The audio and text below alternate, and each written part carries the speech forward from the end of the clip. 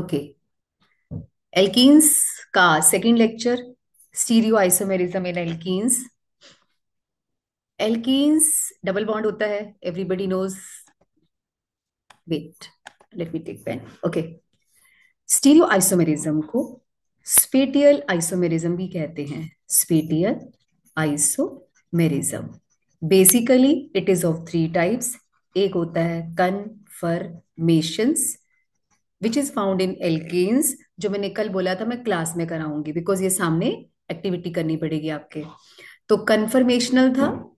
दूसरा है geometrical, this is found in alkenes. And third है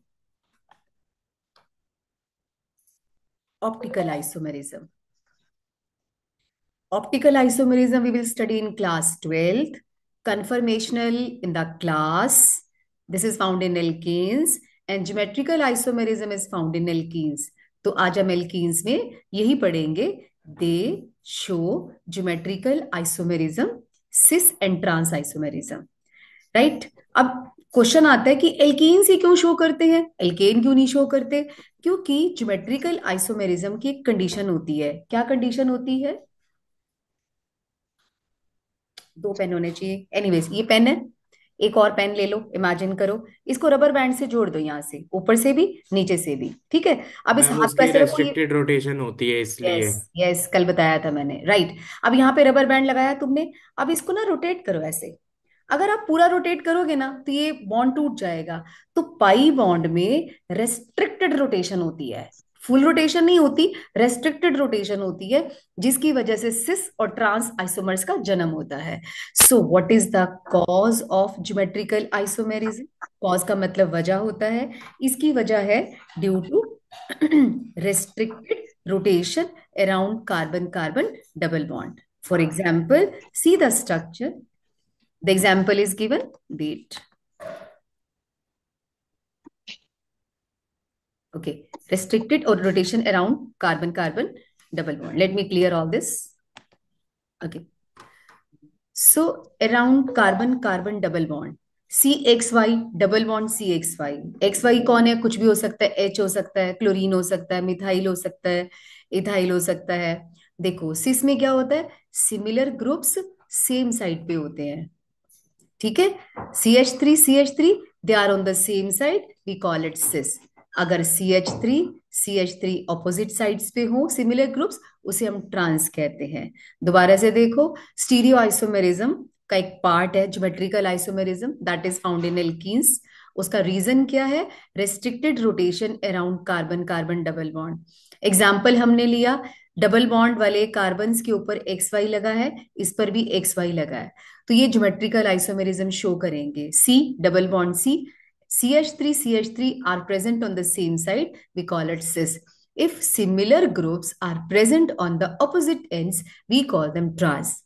what the special thing is, जो cis वाला आइसोमर होता है उसका डाइपोल मोमेंट की वैल्यू कुछ ना कुछ होती है, और जो ट्रांस वाला आइसोमर होता है उसका म्यू या तो जीरो होगा या बिल्कुल कम होगा। जीरो क्यों बोला? अगर तो सिमिलर ग्रुप्स हैं, एकदम सिमिलर, तो जीरो होगा। अगर मान लो यहाँ सी एच थ्री होता, यहाँ सी टू एच फाइव होता, तो डाइपोल मोमेंट की वैल्यू थोड़ी सी होती। Finally I just want to say, trans isomer का डाइपोल मोमेंट सिस से हमेशा स्मॉलर होगा, और जिसका डाइपोल मोमेंट ज्यादा होता है उसका बॉइलिंग पॉइंट भी ज्यादा होता है। तो सिस आइसोमर का बॉइलिंग पॉइंट ट्रांस आइसोमर से ज्यादा होता है। ये फिजिकल प्रॉपर्टीज में भी काउंट होगा। जब हम फिजिकल प्रॉपर्टीज करेंगे ना, वहां हम ये बात बोलेंगे कि सिस आइसोमर का बॉइलिंग पॉइंट ट्रांस से ज्यादा होता है। ओके, फोर्थ क्वेश्चन देखो, draw cis and trans isomers of following. इस क्वेश्चन पे चलने से पहले I just want to ask you one question. Suppose this is the structure, right? Now you tell me, is this trans और cis? कुछ भी नहीं है ये। क्यों नहीं है? सिमिलर ग्रुप्स सेम साइड पे होने चाहिए थे, राइट ना? ये सिस है ना ट्रांस है। तो यहां से हमें क्या सीखने को मिला? जब डबल बॉन्ड वाले कार्बन पर दो ग्रुप सेम होंगे, वो ज्योमेट्रिकल आइसोमेरिज्म शो नहीं करेगा। कैसे करेगा? ये भी मिथाइल है, ये भी मिथाइल है और ये भी मिथाइल है। जब डबल बॉन्ड वाले कार्बन पर दो ग्रुप्स सेम होते हैं वो ज्योमेट्रिकल आइसोमेरिज्म शो नहीं करेगा। यहां देखो, this is C, this is C and this is double bond. Doubly bonded carbon पर एक एच है, एक सीएल है, एच है, सीएल है, राइट। तो अलग अलग है ना, तो सीएल और एच, ये देखो ये ऑपोजिट एंड्स पे है, इसको ट्रांस बोलेंगे। और सिमिलर एंड्स पे है सीएल सीएल, इसको हम सिस बोलेंगे। Did you notice one thing, ये एच और सीएल, एच और सीएल सेम है। हमने इसको रोटेट कर दिया है, पहले सीएल ऊपर था, एच नीचे था, एच ऊपर है, सीएल नीचे है, तो हमने इसको रोटेट कर दिया। इस एग्जाम्पल को देखो, these two carbons are containing double bond. इस कार्बन के पास एक मिथाइल है, एक इथाइल है, ये देखो मिथाइल है, इथाइल है। तो ये हमारा एल्कीन हो गया। एल्कीन में CH3, इसका CH3 अगर ऑपोजिट साइड पे होंगे तो ट्रांस बोलेंगे, और अगर सेम साइड पे होगा, लाइक वेट नीचे है थोड़ा सा, अगर ये सेम साइड पे होगा, ये देखो C2H5, C2H5, they're on the same side, we call them cis। बाकी आगे हम नाम लिख देंगे same, 3,4 dimethyl X3 is the name. Question number 5 में जो बात मैंने बताई है वो अप्लाई होगी। व्हाट, अगर एक कार्बन के पास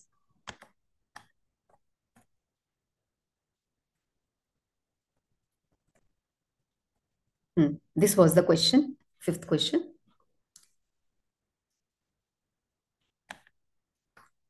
इसमें पूछा हुआ है which of the following will show geometrical isomerism. GI का मतलब होता है ज्योमेट्रिकल आइसोमेरिज्म। देखो, इस कार्बन पर दोनों मिथाइल ग्रुप सेम है, it will not show geometrical isomerism. इस कार्बन पर दोनों ग्रुप सेम है, it will also not show geometrical isomerism. 1 and 2 will not show geometrical isomerism. अगर हम एमसीक्यूज में देखें तो मैक्सिमम पूछा जाने वाला क्वेश्चन यही होता है, which of the following will show geometrical isomerism and which will not show, right. So आपने ध्यान रखना है कि जिस पे दो ग्रुप सेम होंगे डबल बॉन्ड वाले कार्बन पे, वो कभी भी शो नहीं करेगा। ये दो एग्जाम्पल्स और है, हम इनको भी देख लेते हैं एक बार।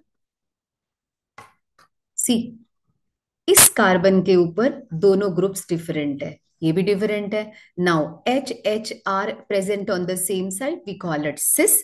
बाकी आगे इसका नेम लिख देंगे।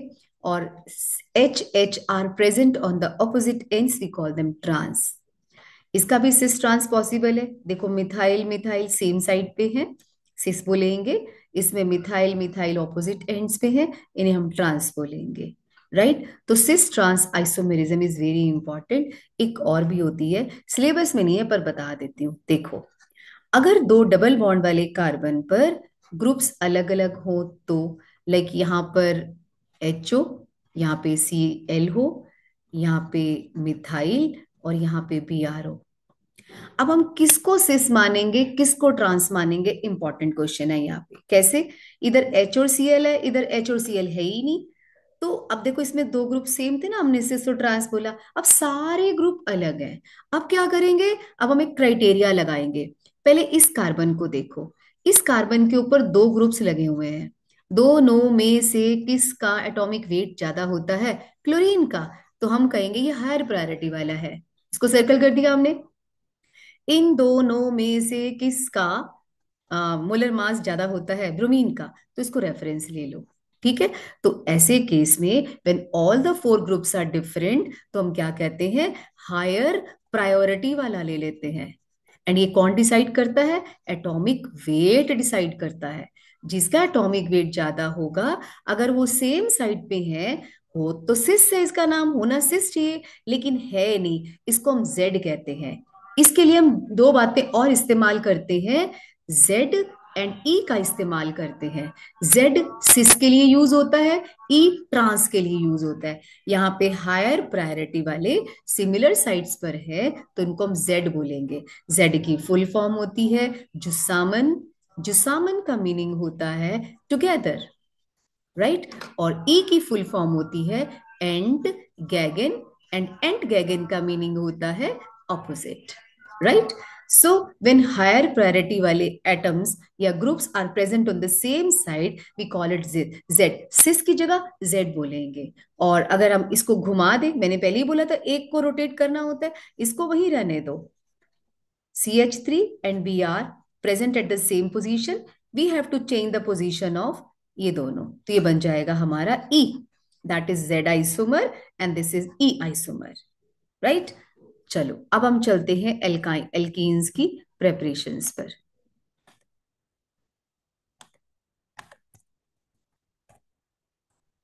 Preparation of alkenes, the first is from alkynes. Alkynes कौन होते हैं? जिसमें ट्रिपल बॉन्ड प्रेजेंट होता है, R C triple bond C R dash. इसमें आप हाइड्रोजन ऐड कर दो। I've told you earlier in alkane chapter, without palladium, nickel और platinum, hydrogen is not added. तो हमें ये तो यूज करना ही पड़ेगा। अब यहाँ पे हमने एक और चीज देखी, ये कार्बन क्या है, सल्फर क्यों लिया, जाइलिन क्यों लिया? देखो, जाइलिन तो इसको डिसॉल्व करने के लिए लिया दोनों को। ये जो एल्काइन है और जो एल्कीन बनेगा वो दोनों जाइलिन में डिसॉल्व हो जाते हैं, हमें कोई ना कोई सॉल्वेंट लेना होता है। और सल्फर का काम अभी बताती हूँ। पैलेडियम को हमने थोड़ा सा लिया, पूरा नहीं लिया, कार्बन के ऊपर सरफेस के ऊपर हमने उसको रख दिया, कार्बन की सरफेस के ऊपर। अब ये सल्फर क्या करता है, ध्यान से देखना। पैलेडियम ने हाइड्रोजन तोड़ा, एक हाइड्रोजन यहां गया, एक हाइड्रोजन यहां गया। उसके बाद सल्फर कहता है बस, अब रिएक्शन को मैं आगे नहीं होने दूंगा। तो सल्फर क्या काम करता है, टांग अड़ा रहा है। कैसे टांग अड़ाता है? Sulphur poisons the catalyst. ये कैटलिस्ट की एफिशिएंसी को खत्म कर देता है। जब एल्काइन से एल्कीन बन जाते हैं सारे मॉलिक्यूल, अब अगली बारी आती है एल्केन बनेगा, डबल बॉन्ड अभी भी पड़ा हुआ है। पैलेडियम कहता है मैं अभी भी तोड़ सकता हूँ हाइड्रोजन को, हम डबल बॉन्ड को भी खत्म करते हैं। सल्फर कहता है नो, हमें ट्रिपल से डबल बॉन्ड बनाना है। Sulphur poisons the catalyst. यहाँ पे कल्प्रिट कौन है? सल्फर। याद करो, जब हमने हाइड्रोजनेशन करी थी एल्काइंस की एल्केन वाले चैप्टर में, उसमें हमने सल्फर जाइलिन कार्बन कुछ भी यूज नहीं किया था। क्यों? हम चाहते थे सारे के सारे जो दो पाई बॉन्डे खत्म हो जाएं और सारे हाइड्रोजन टूट जाएं और एल्केन बन जाए। यहाँ पे एल्कीन बना। मैंने यहाँ पे एक वर्ड लिखा है सिस एल्कीन। यस, इस मेथड से पैलेडियम, कार्बन, सल्फर, जाइलिन, इतने सारे सामान को बोलते हैं लिंडलार्स कैटलिस्ट। मैंने यहाँ पे पैलेडियम क्यों सॉरी वो पैलेडियम तो इसीलिए ब्रेक करने के लिए, कार्बन, सल्फर, जाइलिन, इन सब को इकट्ठा करके बोलते हैं लिंडलार कैटलिस्ट। एल्काइन से एल्कीन बन रहा है। एल्कीन भी कौन सा? सिस वाला, यानी कि हाइड्रोजन सेम साइड से ऐड हो रहा है। ठीक है, अब एक और देखो, ये भी एल्काइन है, C triple bond C R R dash. R का मतलब क्या है? R can be methyl, R can be ethyl, R can be propyl, कुछ भी हो सकता है। ठीक है, so R R dash plus H2, sodium और लिक्विड अमोनिया। लिक्विड अमोनिया में सोडियम के पीसीस को डाल दो। जैसे ही डालते हो हाइड्रोजन गैस निकलती है आराम से। जब आराम से निकलेगी तो समझ जाओ एल्केन तो नहीं बनाएगी, एल्कीन बनाएगी, क्योंकि आराम से निकल रही है। एक एक हाइड्रोजन ऐड हुआ और देखो ये ऑपोजिट साइड से आता है, तो यहाँ पे ट्रांस एल्कीन बनता है। इसको बोलते हैं बिर्च रिडक्शन। एल्काइन से हम लोग एल्कीन्स बनाते हैं बाय, इसको बोलते हैं पार्शियल रिडक्शन। पार्शियल क्यों बोला? आधी अधूरी रिडक्शन हुई है, partial reduction, half reduction. Partial reduction से क्यों? क्योंकि ट्रिपल से डबल बॉन्ड बना है, सिंगल नहीं बना। अगर सिंगल बन जाता तो कंप्लीट रिडक्शन होती। छोड़ो उसको, तो हम हाइड्रोजनेशन कहते हैं, जो हमने एल्केन में पढ़ा है, जो मैंने कल डीपीटी में दिया था। सो पार्शियल रिडक्शन का मतलब होता है आधी रिडक्शन, पूरी नहीं हुई। ट्रिपल से डबल बना है, डबल से सिंगल भी तो बनना चाहिए था ना, क्योंकि पाई बॉन्ड तो बाई बॉन्ड होता है, बट नहीं, सल्फर ने कैटलिस्ट को पॉइजन कर दिया। और बिर्च रिडक्शन में क्या यूज करते हैं? हाइड्रोजन तो करते ही है, साथ में सोडियम और लिक्विड अमोनिया, धीरे धीरे हाइड्रोजन निकालता है ये ट्रांस एल्कीन बनाएगा। यहाँ पे हमने एक एग्जांपल दिया, इथाइन में हाइड्रोजन ऐड किया, palladium, carbon, sulphur. Sulphur is the culprit, it will not try to make its alkene, ये एल्कीन तक ही रखेगा, it will poison the catalyst. Xylene is the solvent just to dissolve the alkene and alkyne, तो ethene बन जाता है। ये जरा फटाफट से लिख लो, एल्कीन्स वाला, प्रेपरेशन ऑफ एल्कीन। एक ये क्वेश्चन ना इंपॉर्टेंट था, वेट, मैं वहां ले चलती हूँ, तुम वहां से लिखो एक बार। सल्फर पॉइजन तक एटलीस्ट बाद में कर लेना।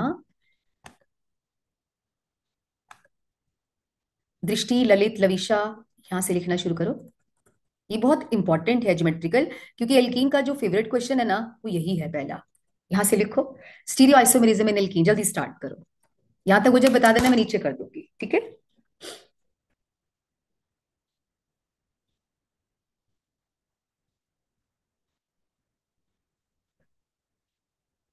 क्योंकि जब तक लिखोगे नहीं ना, तो ये समझ में नहीं आएगा, लिखे बिना कोई फायदा नहीं है पढ़ने का।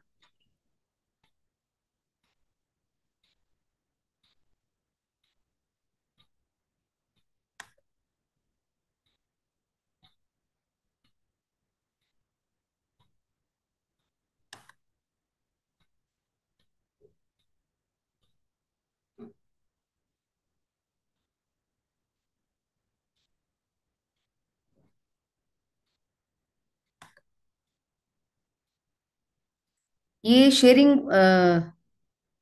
पॉज हो गई है क्या? नो वो मैम। फाइल दिख रहा है। अच्छा, एक सेकंड, आप बताना जरा, दिख रहा है कि नहीं दिख रहा?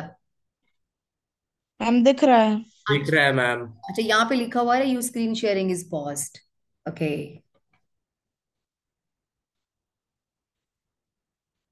जब हो जाए तो बता देना, मैं नीचे कर दूंगी इसको।